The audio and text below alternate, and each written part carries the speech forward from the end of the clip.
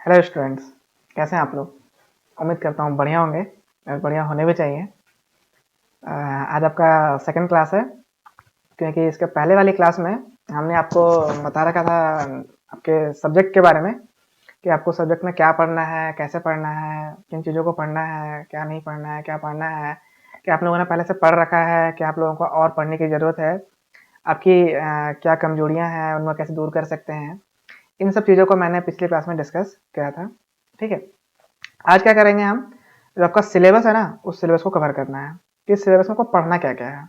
ठीक है, सिर्फ आज आपको हम एक चीज़ बताएंगे कि किन किन चीज़ों को आपको पढ़ना है, कैसे पढ़ना है, या फिर उसको आपने पहले कभी पढ़ रखा है या नहीं। तरह तरह की चीज़ें हैं। ठीक है, तो आइए शुरू करते हैं। सबसे पहले हम लोग, तो सबसे पहला है जो सिलेबस में है वो आपका है यूनिट्स, मतलब इकाइयाँ। ठीक है, तो इकाइयाँ क्या है, बाजार गए कभी, कुछ खरीदने गए होगे कभी ना कभी, उसको क्या बोलते हो। अगर हटिया गए हो, आलू खरीद रहे हो तो क्या बोलते हो, 5 केजी आलू दे देना या 10 केजी आलू दे देना। कभी किसी कपड़े की दुकान पे गए तो वहां पे बोले कि 4 मीटर कपड़ा दे देना या फिर 5 मीटर कपड़ा दे देना। या फिर अगर दूध वाले के पास गए तो बोले कि 2 लीटर दूध दे देना या फिर 3 लीटर दूध दे देना। यही करते हैं ना हम लोग। जो हमने कहा अभी सेम चीज को हम फिर से कह रहे हैं, दोबारा सुनना। सब्जी वाले के पास गए, बोले कि 5 आलू दे दो या फिर 10 आलू दे दो। तो बोलेगा भैया 5 आलू और 10 आलू का क्या हिसाब है, आप 5 केजी बोलिए या फिर 10 केजी बोलिए। कपड़े दुकान गए, कपड़ा दुकान में बोले कि मेरे को सूती 4 दे दो और टेरिकॉटन 5 दे दो। बोलेगा भाई 4 और 5 क्या है। दूध वाले के पास गए, बोले भैया मेरे को 3 दे दो, 3 दूध दे दो, मेरे को 5 दूध दे दो। वो भी हंसेगा आप पे, तो क्या कह रहा है रे भाई। तो क्या है कि ये यूनिट्स जो हैं, जो आप बोल रहे थे ना कि 4 किलो आलू, 5 मीटर कपड़ा, 3 लीटर दूध, जो उसके बाद में लग रहा है ना वजन के लिए या फिर लंबाई के लिए या फिर भार के लिए, तो वो है आपका यूनिट। वो उस चीज को रिप्रेजेंट करता है कि हाँ ये इतना है। ये तो एग्जाम्पल देके बताया आपको हम बेसिक सा। यूनिट्स बेसिकली और भी इनके आगे हैं, पूरा का पूरा एक चैप्टर इस पर बना हुआ है यूनिट्स, जो कि आपको दिख रहा होगा। किसको इसके कौन कौन से इसके सिस्टम होते हैं, एफपीएस है, सीजीएस है, एमकेएस है, यूनिट ऑफ लेंथ है, यहाँ पे दिख रहा होगा आपको, ये सब दिख रहा होगा आपको। ठीक है, मास एंड टाइम है, कन्वर्शन यूनिट्स है। तो ये सब क्या है आपका यूनिट्स है। ठीक है, इस चैप्टर में क्या पढ़ेंगे हम लोग, यूनिट्स के बारे में कि यूनिट्स आपका क्या है, इनका इस्तेमाल कहाँ पे है, इनका एप्लीकेशन कहाँ पे है, कैसे हम इसको इस्तेमाल में ले रहे हैं, कहाँ कहाँ इस्तेमाल कर सकते हैं। बहुत सारी चीजें ऐसी हैं जो कि अभी तक आपने सुना नहीं होगा, उसको यहाँ पे देखेंगे आप। अब तक केवल सुनते हैं मीटर, किलोग्राम, लीटर, मीटर, यही सब सुनते हैं ना।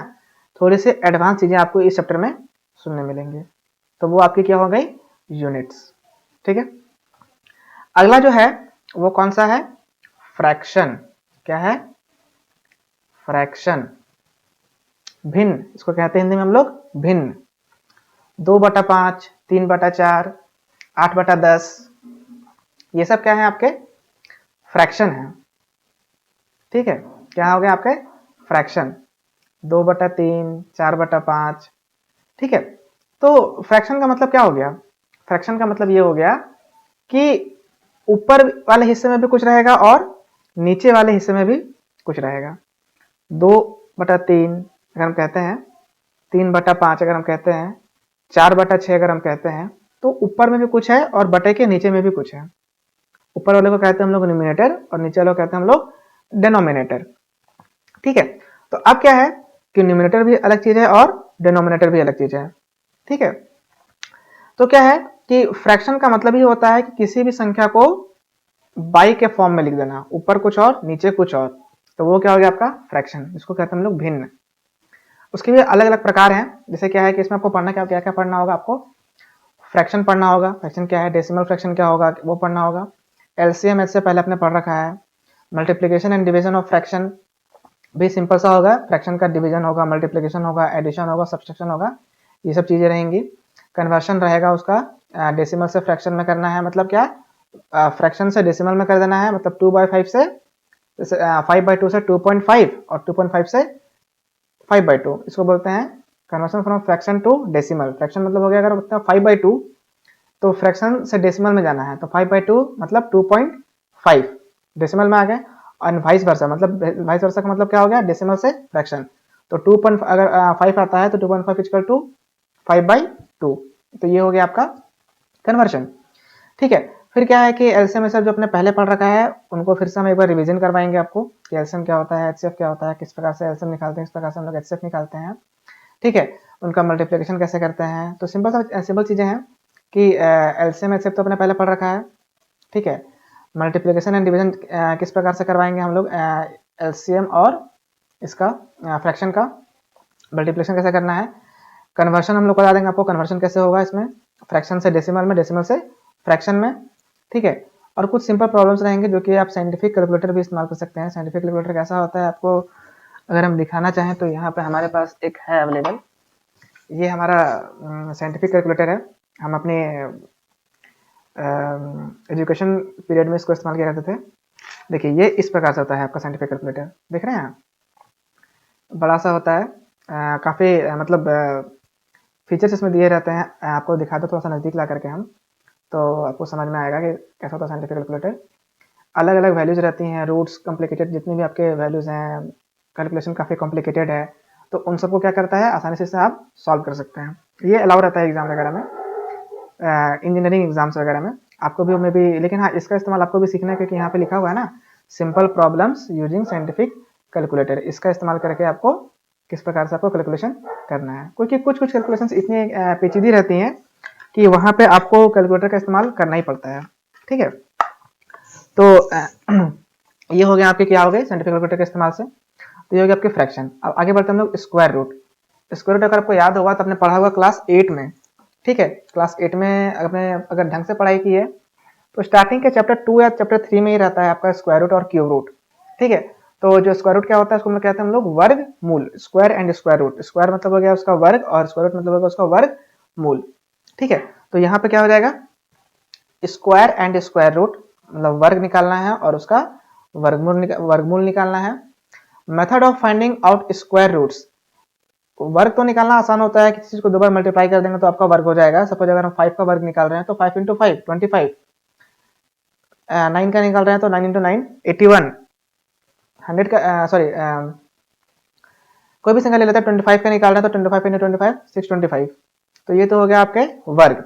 लेकिन जब आप वर्गमूल निकालते हैं तो उसका दो तरीका होता है, एक होता है प्राइम फैक्टराइजेशन और एक होता है लॉन्ग डिवीजन। ध्यान दीजिएगा, जो चीज़ आपको हम कह रहे हैं उसे आप पहले पढ़ चुके हैं। ठीक है, सिर्फ आपको हम रिवीजन करवा रहे हैं आज कि क्या क्या अपन में पढ़ रखा है और उन्हीं का इस्तेमाल अब हम करने वाले हैं आगे के सिलेबस में। ठीक है, तो क्या हो जाएगा, प्राइम फैक्टराइजेशन और लॉन्ग डिवीजन क्लास 8 में पढ़े होंगे आप लोग, हम करके भी बता देंगे आपको किस प्रकार से वो होगा। ये हो गया आपका method of finding square root, square root आपको कैसे निकालना है ये हो गया। और सिंपल प्रॉब्लम्स यूजिंग कैलकुलेटर, वही साइंटिफिक कैलकुलेटर जो आपको अभी मैंने दिखाया आपको, उन्हीं का इस्तेमाल करके कुछ कुछ प्रॉब्लम्स को सॉल्व करेंगे हम लोग। ठीक है, फिर आपका आएगा अगला है रेशियो एंड प्रोपोर्शन। ठीक है, तो रेशियो प्रोपोर्शन क्या हो जाता है, अनुपात और समानुपात। तो कहते हैं हम लोग अनुपात और समानुपात, हिंदी में कहते हैं क्या, अनुपात और समानुपात। तो उसमें क्या आएंगे, सिंपल सिंपल प्रॉब्लम्स आएंगे। ठीक है, सिंपल सिंपल कैलकुलेशंस आएंगे आपके रेशियो और प्रोपोर्शन पे, अनुपात और समानुपात के लिहाज से। ठीक है, तो क्या है, आपने पढ़ा होगा कि एक सपोज एग्जांपल देके बताते हैं कि आपको हो सकता है याद आ जाए। आपका जो आपके आपके आपके पास एक डब्बा दे दिया हमने और कहा है कि इसमें कुछ सिक्के डाल दो 1 रुपए के और कुछ सिक्के डाल दो 5 रुपए के।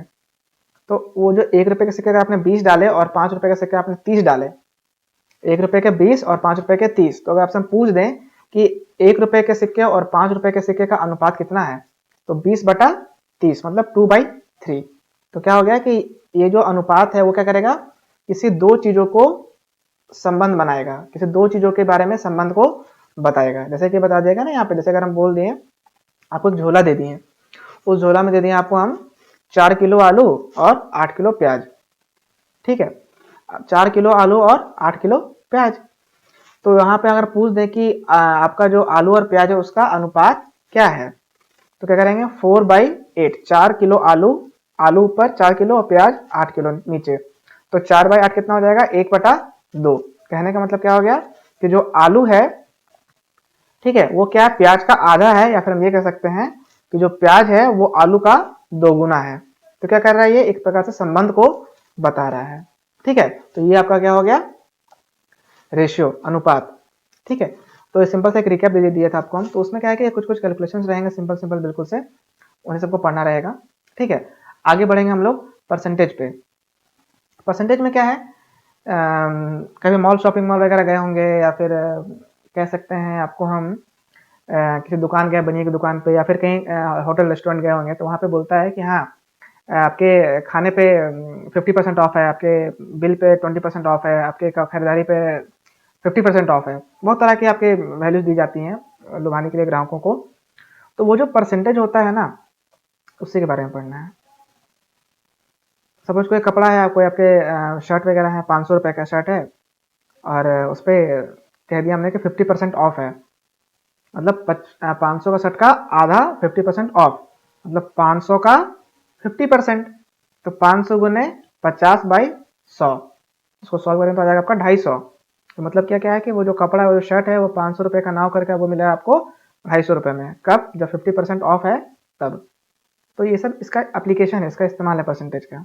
इसमें क्या क्या पढ़ना पड़ेगा आपको, इसके बारे में इसका इंट्रोडक्शन पढ़ना पड़ेगा आपको कि वो परसेंटेज होता क्या है।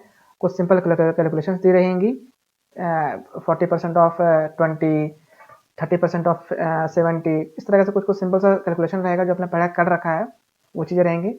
Changing percentage to decimal and fraction and vice versa. Percentage को डेसिमल में करना है, मतलब क्या है, 20% को हम बोल देंगे डेसिमल में कीजिए। ठीक है, मतलब क्या है 20% जो दिख रहा है 20 और परसेंट, इसको करना है आपको डेसिमल, मतलब क्या आपको पॉइंट वगैरह में आंसर चाहिए। अगर बोल देंगे फ्रैक्शन में, मतलब क्या बाई में आंसर चाहिए।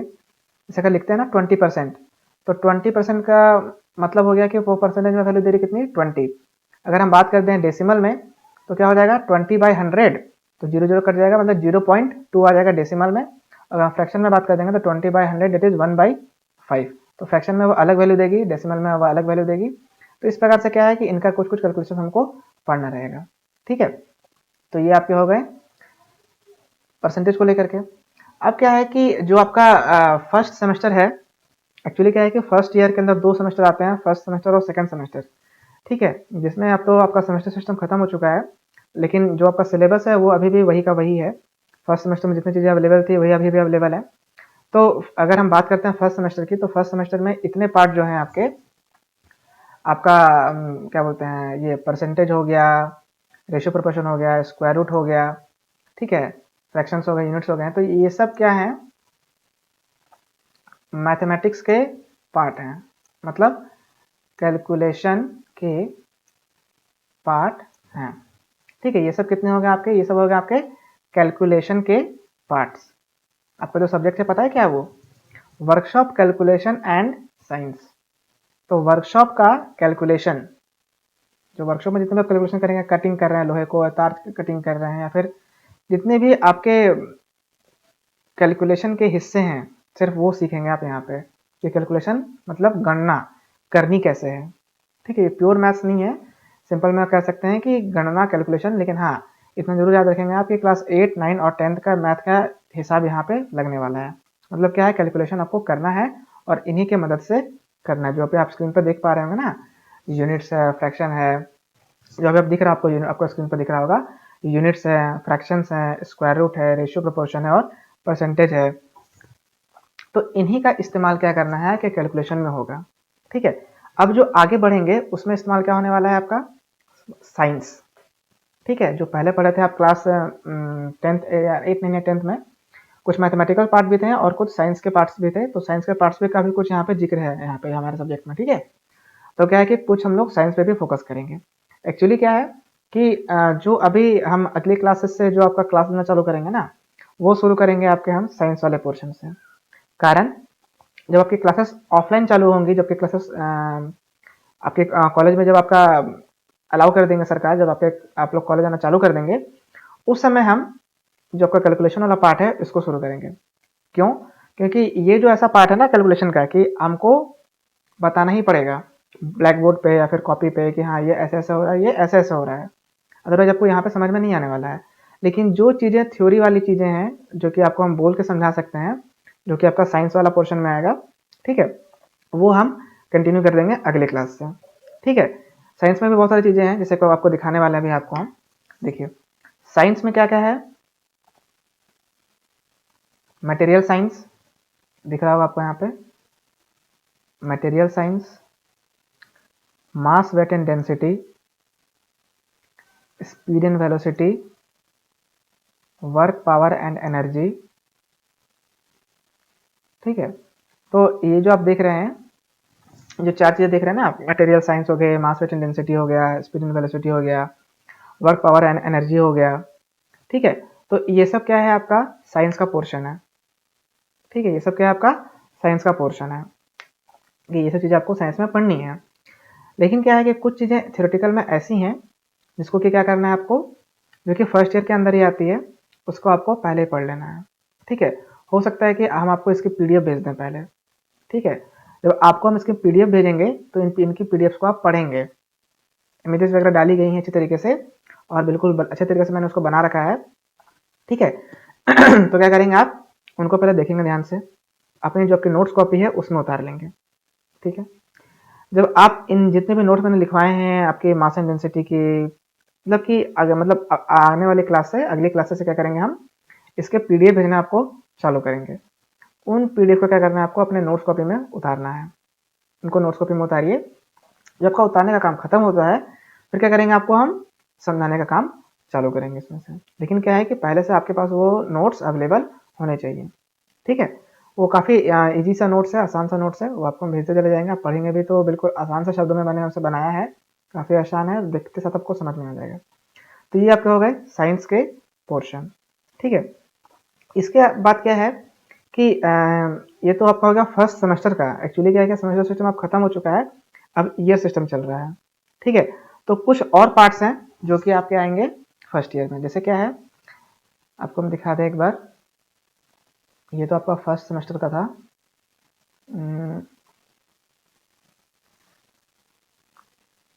फर्स्ट सेमेस्टर में और भी चीज़ें होंगी,